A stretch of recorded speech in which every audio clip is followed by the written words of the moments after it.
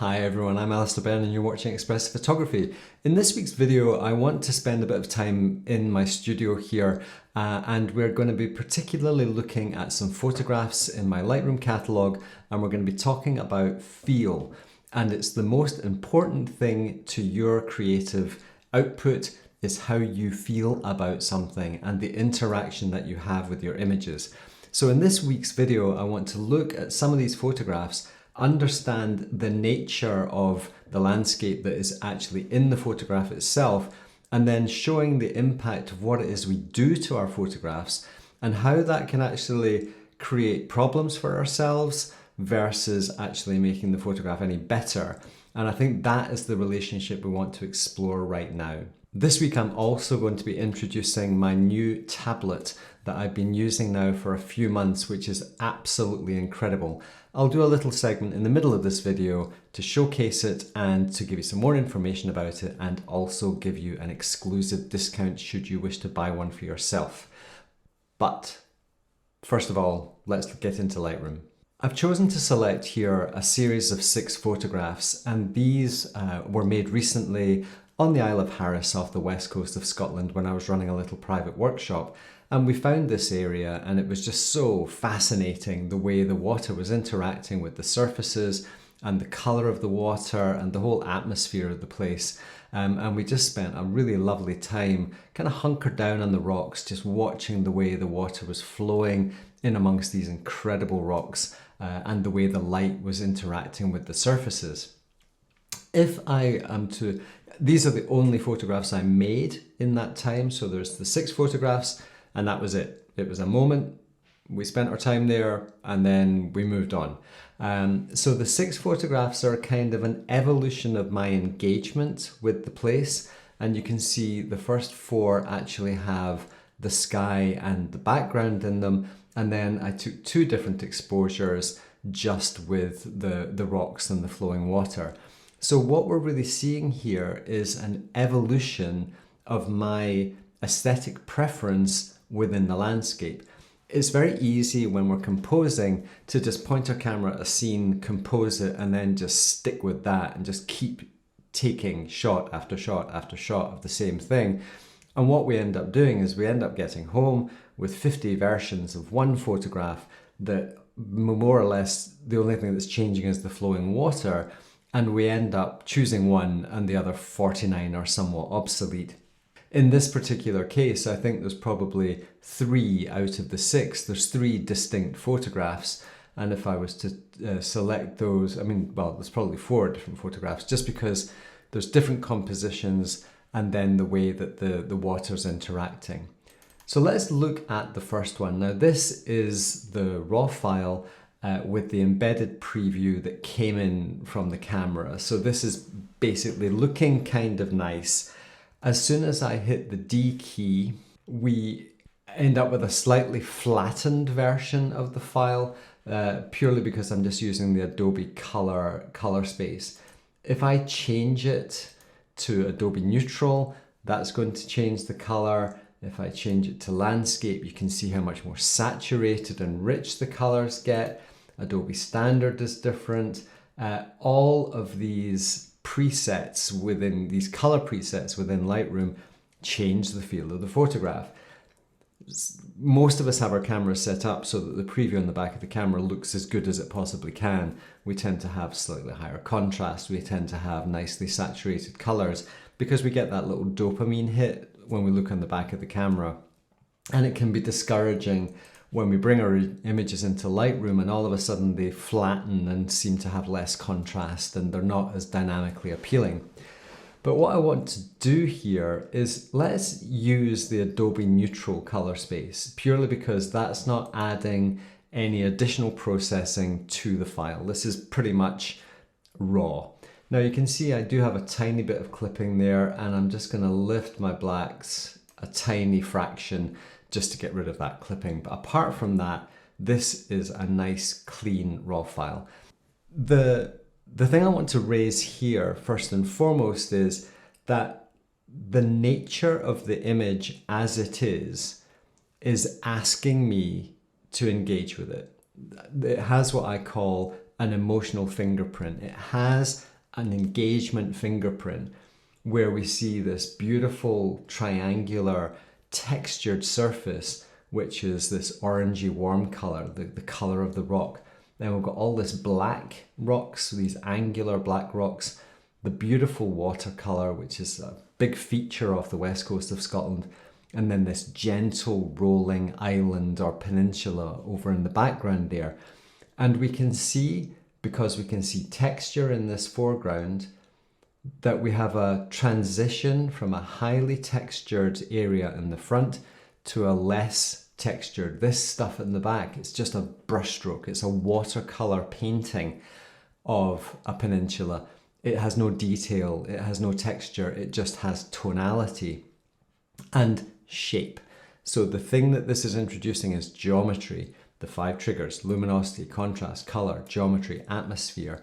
All of them are represented in this file, albeit in their natural state as the camera recorded it. There's probably less contrast in this scene than I actually witnessed, because when you see things up close, there's detail, there's texture, and we have this amazing vision where we can perceive maybe a little bit more when we stare at something. So what I want to do is introduce to you the concept that everything that is the nature of this scene is already there. We have more texture and detail here than we have in the background. This is a transition of detail. We have a more rich, intense color than we do in the background. Colors are less saturated the farther away they are than the closer they are. We feel depth because of the transition of the blacks, which I've talked about before, and the transition of saturation. I'm introducing this new concept to you because we feel depth, we feel three-dimensionality with detail, texture, saturation, tonality. Things in backgrounds tend to be cooler in this style of foreground than in this style of photography. They feel further away because there's a blueness to them.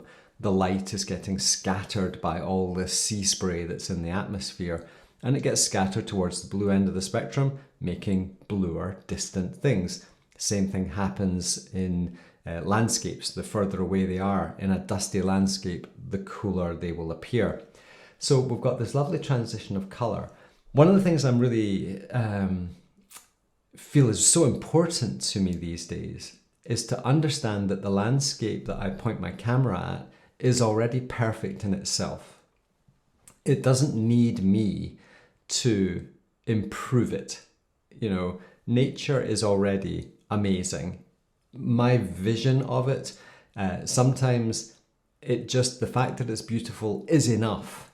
The fact that this arrangement to me is already perfect. I want to be very mindful of not to add too many alien additions. So if I just look at one slider, let's just look at the contrast slider. And this isn't processing, this is understanding the impact of feel. So if I just increase the contrast slider, let's put it to 100%. So if I do it to 100%, I get the clipping back. So I'll just get rid of that. So as soon as we increase the contrast, the saturation of everything increases. If I just double click that, this is our flat, unprocessed file, and we add all this contrast, and we're suddenly increasing the volume of everything. Everything gets more contrasty, everything gets more saturated.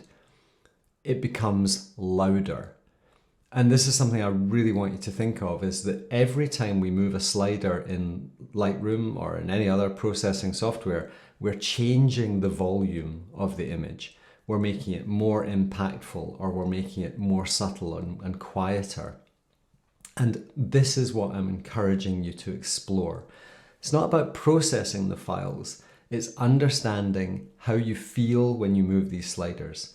So the contrast slider is directly linked to the darkness of the blacks, the brightness of the whites, and the saturation of all the colors. We have increased contrast, and you can see the histogram at the top here, expanding as we move that slider. We're pushing the whites up to the right hand side, we're pulling the blacks down to the left hand side, and because contrast and saturation are linked, the saturation goes up. Now this shot has more impact the more contrast we add to it. Everything feels more, and that's fine. We can do that until we reach a point where it no longer feels like itself. And I think even at 100% contrast, I could learn to live with it. However, we also have to appreciate that every time we stare at a photograph in Lightroom while we're processing it, we are actually becoming desensitized to contrast because our eyes adapt for it. We don't feel it the same way. I've got a very bright room here while I'm making videos, but when I'm processing, I'm in a very dark space, and I can increase contrast, but you get used to it. And it's a very good tip to just leave the room, take 5 minutes, reset your brain, reset your vision, and then come back in and have a look at this photograph. So we can see massively here that just moving one slider has changed the nature and the feel of the photograph. Just in the basic panel here, we have 1, 2, 3, 4, 5, 6, 7, 8, 9, 10, 11, 12, 13 different sliders. And every single one of them can be moved to all sorts of different places in the photograph. And we can, every nuanced change actually changes the feel of the photograph. So we have 13 sliders, all of which have hundreds of different points. How much variability just using those 13 sliders do you think we have? If I start messing around with temperature and tint, how many different versions of a photograph can we make? So one of the things I strongly, I'm just going to hit my Alt key, and that's a really little tip. If you have an Option or an Alt key on your keyboard, if you press that, you can see that tone changes into reset tone, and that allows you to reset everything in your basic panel. That is just a really nice little shortcut. I just want to take a couple of minutes out here to introduce my new tablet. I've been using a Wacom tablet for many, many years, over a decade, maybe 15 years. I was using Wacom tablets, and I'd become increasingly dissatisfied with them over the years. And last year, I had a company reach out to me to offer me to test and try out their tablet. And because I'd already put my Wacom tablet away in a drawer and wasn't using it anymore, I thought, well, this is the perfect opportunity to try it out. And whenever I get approached by a sponsor or someone who wants me to work with them, I always say I will be honest and I will give feedback based on my true experience of it. And if I don't like it, I won't promote it. So the fact that I'm prepared to start speaking to you about this some 6 months after I've been using the tablet is a pure indication of the fact that I am happy to endorse this. I believe it's a quality product, and I believe in its value to you as someone who is wanting to perhaps invest in a new tablet. So let me introduce this to you, and we'll show you it in a little bit more detail. This is the Xencelabs tablet, which I have on my desk here. It comes with 2 pens and a various selection of nibs and points.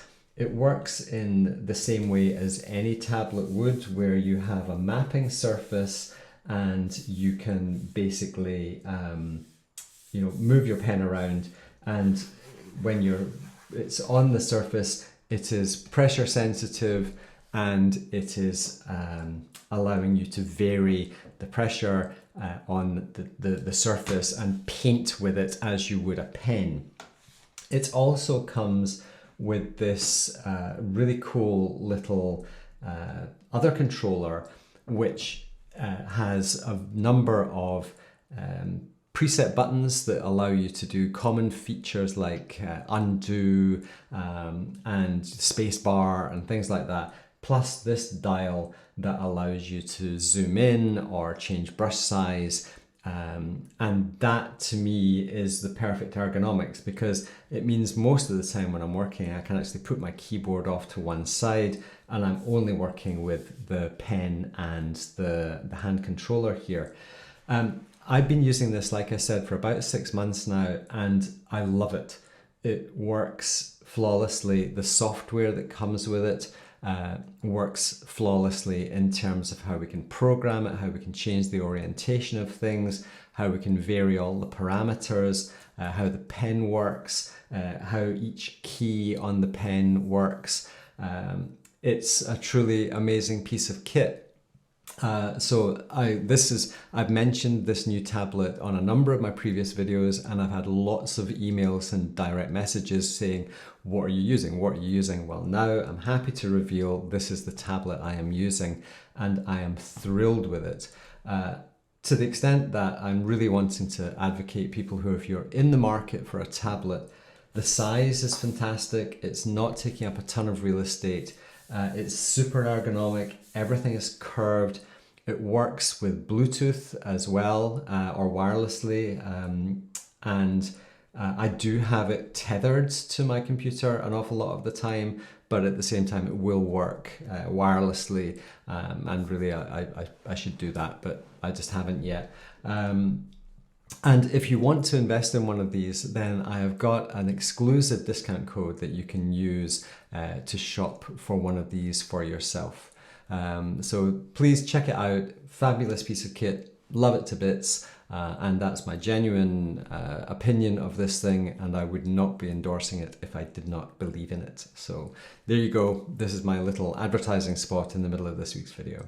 So when we move back into Lightroom here to look at these photographs, the feel that is native in the image asks us to process. You know, it's one of those situations where we can look at any one of these photographs and think, this is speaking to me in a given moment. And, you know, we are totally at liberty to change our mind. I may look at this one and decide that I don't want to have the island in it there, and I may feel that that square version represents me now. So this is funny, because when I make these videos, I don't have a script. I kind of know the message that I want to get across, but I'm suddenly super passionate about this photograph. And what I love is this surface, and I love the teal color of the water. Now, we have to be so careful, as we've seen, as soon as we start increasing contrast, the saturation is going to increase. We're going to end up with a punchier photograph, and the color of this water is a very fragile thing, and it's so easy for us to just blindly move forward with processing and not actually listen to the photograph. It's so important for us to listen with our mind, listen with our eyes, listen with our ears to what the photograph is asking for. So I believe that the things in here are the graphical nature of this, the water here. I'm really loving this dark, mysterious area underneath. I like how the black rocks are creating this structure that this sits in here. And what I want to do is look at some global changes to just see roughly what needs to be done. Now, when I'm processing, I'm not looking at the sliders or their value, because the value is not important. If I'm looking at the image and moving the highlight slider, I'm listening to the image, and I'm listening to how I perceive the image. And it's only afterwards that I realize, well, I put -25 on my highlights. So what? It's how it looks is important. Likewise, if I grab the shadow slider, not looking at the slider, I'm looking at the image. And it's okay, well, how much of that do I want to show? And this is where we have to have trust that when we do something globally, it might make one part of the frame look better, but it might make another part of the frame look worse. So what I'm doing is I'm looking at the bottom here and thinking, well, you know, maybe that for the shadows might be right, but when I'm looking at the top, I think maybe something else. This is where we understand where we need to do local adjustments versus global adjustments. So I'm going to start with global adjustments,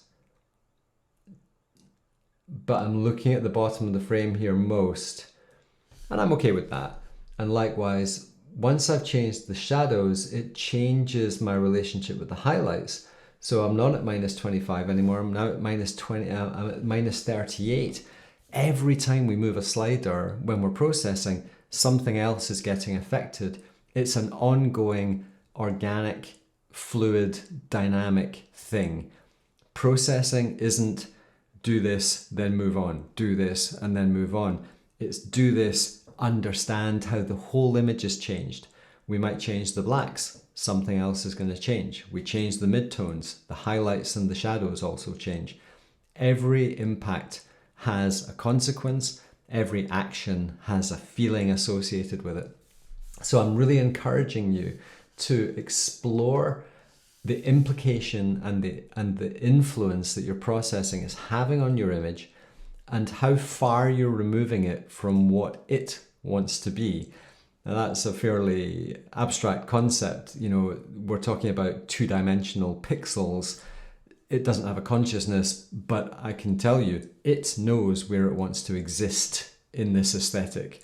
And I think it's important for us not to ignore the natural feel of a photograph. I want to boost these warm tones a little, and I'm going to use the camera calibration slider there, and I'm just keeping an eye on the greeny color water. You can see if we go too far with that we definitely create a little bit of weirdness going on. So I'm just going to counteract that with a minor adjustment. So I'm kind of happy with that. I think the contrast that's in the image is cool. I really love this little section of shadow over here on the left hand side, that little curve. And in this particular case, I'm not interested as to how much processing I can do. I'm interested in how little I can do. I want to look at the raw file and I want to look at my finished photograph and feel as if how little I had to do to this to make it feel just the way I wanted it to feel, or the way it wanted to feel itself. I think the point of this video this week is we spend an awful lot of our time striving to be better photographers, to be more popular photographers, to be recognized as good photographers. And an awful lot of social media and camera clubs and competitions and society is based upon being seen or being perceived to be competent or good. I believe the true value of photography and creativity is to be better in our own mind and to be more comfortable inside our own brain. We live there the whole time. Our whole world is a function of our own brain. So the relationship I had when I was in the landscape was meaningful and wonderful to engage with this landscape. And just looking at it now, it takes me right back to that experience. I also want to appreciate the perfection of the landscape in its own right. It doesn't need me to fix it. It doesn't need me to improve it. It just is already amazing. And all I'm doing here is my processing is somehow just changing or improving the way the camera has seen the landscape. Cameras are imperfect in their own way. They don't see the landscape in the same way that we feel the landscape. And I think what I'm trying to do is just bridge that gap between what the camera is recording and how I felt or how I feel now, or indeed how the landscape feels. I appreciate that this is a kind of it feels like a bit of an abstract concept, you know, to be even talking about this. I can almost hear some people in the audience thinking, just show me how to process, you know, show me what sliders to push to make me a better processor. But I can't do that. I don't know how much contrast you want in your photographs. I don't know how much vibrance or saturation or what temperature or tint. I can't show you what sliders to push because I'm not you, any more than I could show you what shirt to wear or what albums to go and buy, or what color to paint your living room. I'm not going to make that decision for you because it's your personal choice, and the making of that decision, the making of those choices yourself is what improves you not just as a photographer, but as a human being. We should be learning to make better choices as we grow and as we learn and as we educate ourselves.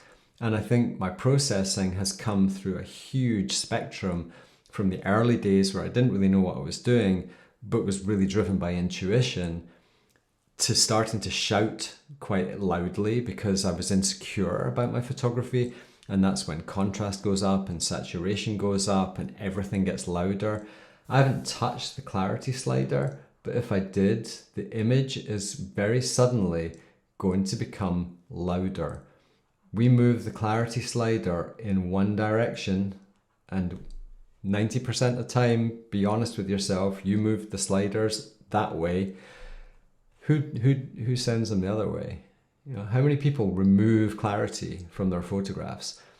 We talk about it needs to be sharper, it needs to be clearer, it needs to be more contrasty, it needs to be more impactful. We don't even think about the nature of what the image wants itself. So what I'm actually going to do here is I'm going to pop up the clarity a little bit because these rocks are incredibly textured. And then I'm going to come in with a brush and I'm going to take off clarity. And I'm going to use my slider there to just remove the clarity from that bit of surf. Because then I am allowing the water to be water. That atmospheric spray is made more atmospheric and emotional by taking away clarity from it. So we have to understand that sliders work in both directions. Atmosphere is about low contrast. Detail is about more contrast. So at the end of the day, we have a transition. We have detail to atmosphere. We have dark tones to light tones. We have warm tones to cool tones.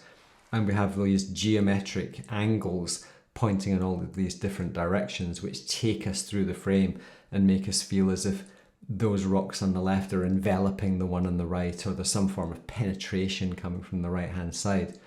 This is an image that I really do like, and I'm just wanting to be very careful, and I think I'm just going to take another brush here, or actually I might even take a linear gradient because that's nice and easy.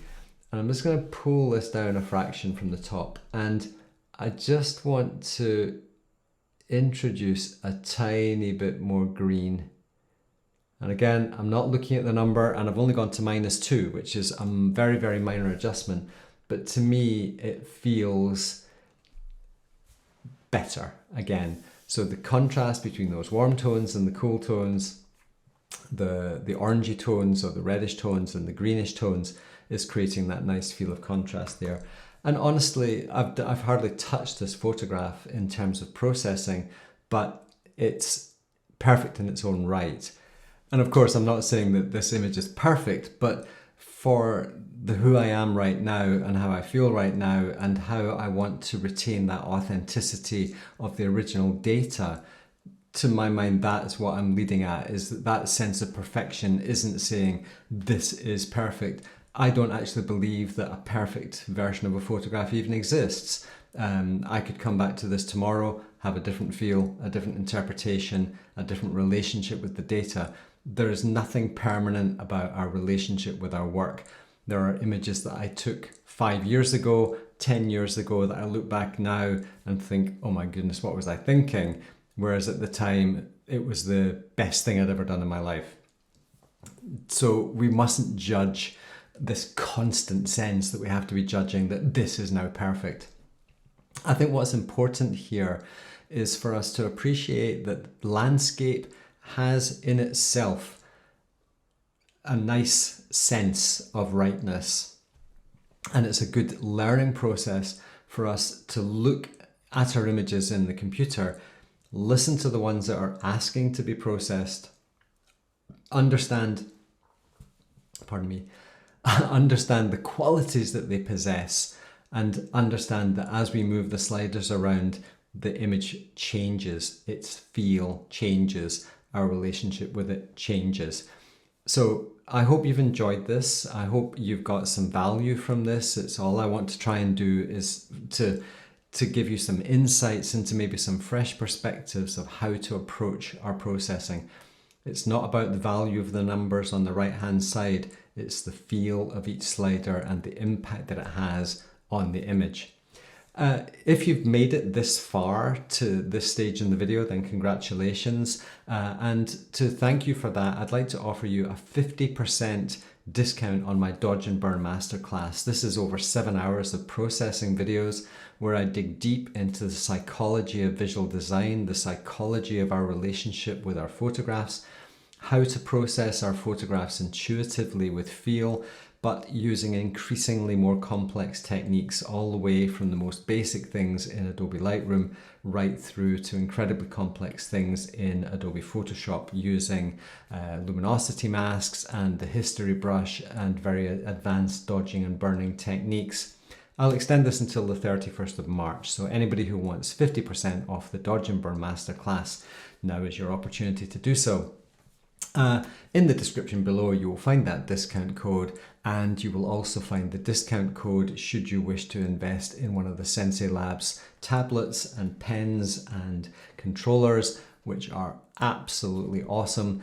So thank you very much for watching. I always appreciate the opportunity to try and share some of the things that I've learned over the last 20 plus years of being a professional photographer, and hopefully you find, just even if you get one little nugget of something that helps you to bridge that gap from where you are to where you would like to be, then I feel that I've contributed something towards that. So thank you very much for that opportunity. Thank you very much for sticking around so long to listen to me talking again. I hope you like the new office where I've got some new art on the wall. I do take them down on a daily basis to make sure that they are performing perfectly. But thank you very much, and good luck and love wherever you are. And I hope you're safe and well. Bye for now.